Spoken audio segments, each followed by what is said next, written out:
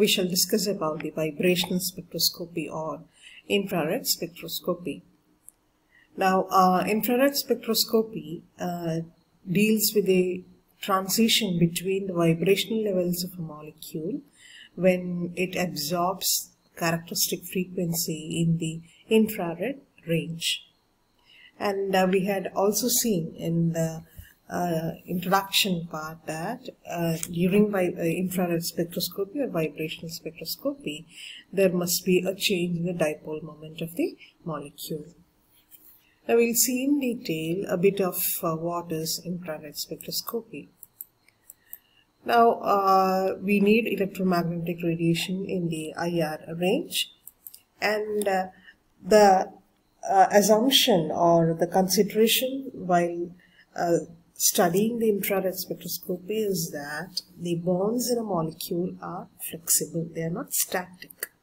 The bonds are flexible. They are moving in the sense the bonds can be bent or stretched. Okay, and also the atoms attached to the bonds will be vibrating about some mean position. So the atoms will be vibrating and the bonds will be the bent or stretched. We shall see that. Okay, now when these atoms vibrate or the bonds bend or stretch, vibration is created, and this will give rise to vibrational spectrum or IR spectrum. And there will be transition of the molecule or of the electrons between the vibrational levels of the molecule, and this will be accompanied by a change in the dipole moment of the molecule. Now that is the selection rule for IR spectroscopy, or the necessity for IR spectrum. For us to get an IR spectrum, there must be a change in the dipole moment of the molecule. If there is no change in the dipole moment of the molecule, we will not get an IR spectrum for that molecule. Alright, so that's a selection rule. There must be a change in the dipole moment of the molecule. Now, molecules which are symmetric, diatomic molecules like H2, Cl2, O2, they are IR inactive because there will not be any change in the dipole moment. But heteronuclear diatomic molecule and polyatomic molecules are IR active. They will give us IR spectrum. Okay, because there will be a change in the dipole moment because we have got different atoms. Alright, so that's the selection rule, or that's the necessity for us to get an IR spectrum. Now, when all these atoms oscillate with the same frequency, when all the atoms in the molecule oscillate with the same frequency and pass through their equilibrium position, we call it as normal mode of vibration. Alright, and for diatomic molecules, there is only one normal mode of vibration, and that is along the bond axis. So, say for example, HCl, it is a diatomic molecule. There will be only one normal mode of vibration along the HCl bond. Now, for polyatomic molecules, the linear polyatomic molecule will be having 3n minus 5 normal modes of vibration, and non-linear polyatomic molecules will be having 3n minus 6 normal modes of vibration. That is, when we say linear, that is, say for example, linear polyatomic molecule like CO2, carbon dioxide. It has got a linear structure, it is polyatomic. It will be having 3n minus 5 normal modes of vibration. Now, n is the number of atoms. So, in CO2, one carbon and 2 oxygen, 3 atoms will be there. So 3 into n, 3 into 3, 9 minus 5, 4. There will be 4 normal modes of vibration. And for a non-linear polyatomic molecule, say like water, water is also having 3 atoms, so it will be having 9 minus 6, 3 normal modes of vibration. Now I'll just show you the different modes of vibration for the different molecules. This is the HCl molecule. To understand the vibration of HCl, I am taking the help of ChemTube 3D a website. Now here the green ball represents Cl and white ball represents hydrogen. We can see there is only one mode of vibration since it is diatomic and it is moving like this. So the molecule will vibrate in this manner. There will be increase and decrease of the HCl bond. Okay, so that is a vibration for HCl. Now this is carbon dioxide molecule. The gray ball represents carbon and the two red balls represent the oxygen. Now it's a linear polyatomic molecule. Now here you can see one mode of stretching is in this in plane stretching. Okay, I mean plane bending, and the other one is the out of plane bending. And then we have 4 modes of vibration as we have seen. This is the third mode of vibration, which is symmetrical. That is, the bonds move out of the stretch and then come back in symmetrical way. This is asymmetrical stretching, wherein when one bond increases, the other bond decreases. So these are the 4 modes of vibration of carbon dioxide. Since it is a polyatomic molecule with what you say 3 molecules, 3 atoms, so it will be 3n minus 5, so there will be altogether 4 modes of vibration. Alright, so this is the stretching. The earlier one was bending, okay, and symmetrical stretching, and we have asymmetrical stretching. In symmetrical stretching, the bond length increases and decreases symmetrically. This is asymmetrical stretching, where the bond increase and decrease asymmetrically. Now this is the representation of water molecule, with red ball representing oxygen and 2 white balls representing hydrogen. And here also I am taking the help of ChemTube 3D to show you the modes of vibration of water molecule. The water molecule is a non-linear polyatomic molecule. So this is one mode of vibration. This is a bending mode. See, both the atoms, bonds are coming close to each other and going back symmetrical. Now this is stretching mode, wherein both bonds are moving away from the central atom and coming back. Okay, and this is asymmetrical. When one bond increases, bond length increases, the other one decreases. Asymmetrical stretching mode of vibration. So water molecule has got 3 modes of vibration, since it is polyatomic. That is, there are 3 atoms and non-linear, so it will be 3n minus 6. So there will be 3 modes of vibration for water molecule. We have seen that there are basically 2 fundamental vibrations.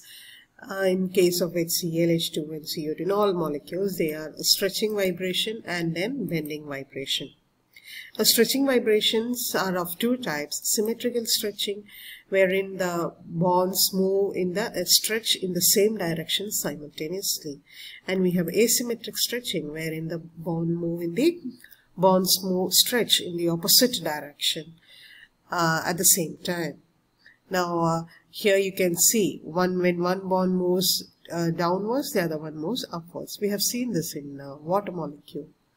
Now similarly, bending, there are 4 types of bending vibrations. One is scissoring vibration, wherein the bonds move towards each other simultaneously, like the scissors move. And then we have rocking, wherein the bond move simultaneously to one direction. Okay, and then we have a wagging, wherein the bonds move out of plane simultaneously. Okay, and then we have a twisting, wherein one bond moves out of plane, the other one moves away from the plane. So that is a twisting. Okay, one moves towards us, the other one moves backward. So these are the different types of fundamental vibrations. I'll just show you an animated pattern or animated video of how these stretchings happen. To explain the 2 types of stretching and the 4 types of bonding, using animation, I'm taking the help of 3D animation of vibrations in IR spectroscopy, for which is a royalty-free content which is present in YouTube. You can also go through this, take up this video. Now here there are these 2 will be showing the symmetric stretching and asymmetric stretching, and the other 4 will be showing us the animation of the bending vibrations, okay, rocking, wagging, twisting and scissoring. Now just observe the first one by one we'll go, okay. Now in symmetric stretching you can see here the bonds are moving in the same direction simultaneously.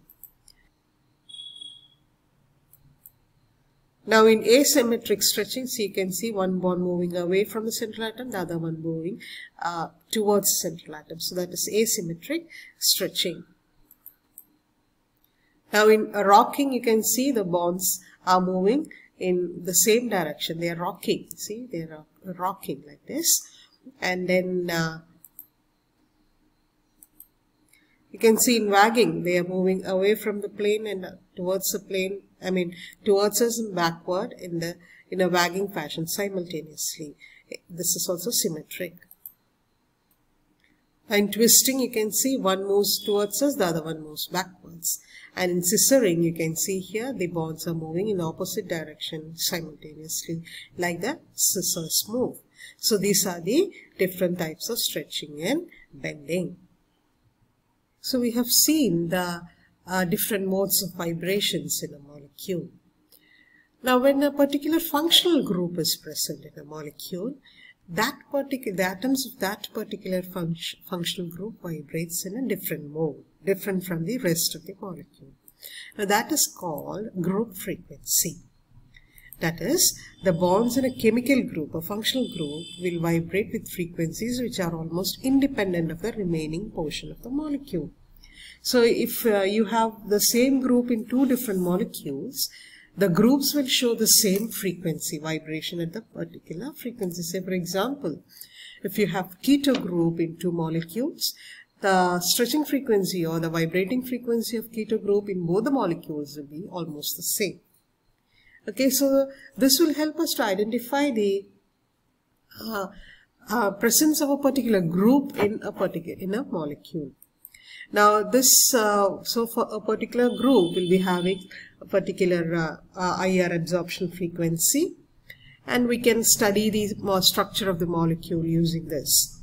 Now see here you have different functional groups I have listed, and the characteristic absorption frequencies of these functional groups have been shown here. Okay, so the alcoholic OH, which is hydrogen bonded, will show an absorption peak at 3200 to 3600 centimeter inverse frequency. Okay, and if it is a free non-hydrogen bonded, it will be having a frequency of higher, in the higher frequency. Now this is characteristic. You take propanol, you take ethanol, you take butanol, all these, if they are hydrogen bonded, the OH will show a frequency peak on this in this frequency, and if it is free, it will show a peak in this frequency. Similarly, all the alkanes will be having a CH stretching frequency at 2850 to 3000 and CH bending frequency at 1350 to 1480 range. Okay, now you take here say for example here you have amide bond, and see the amide CO will be showing a frequency at 1640 to 1690 range, while the aldehyde CO will be showing a frequency at 1740 to 1720.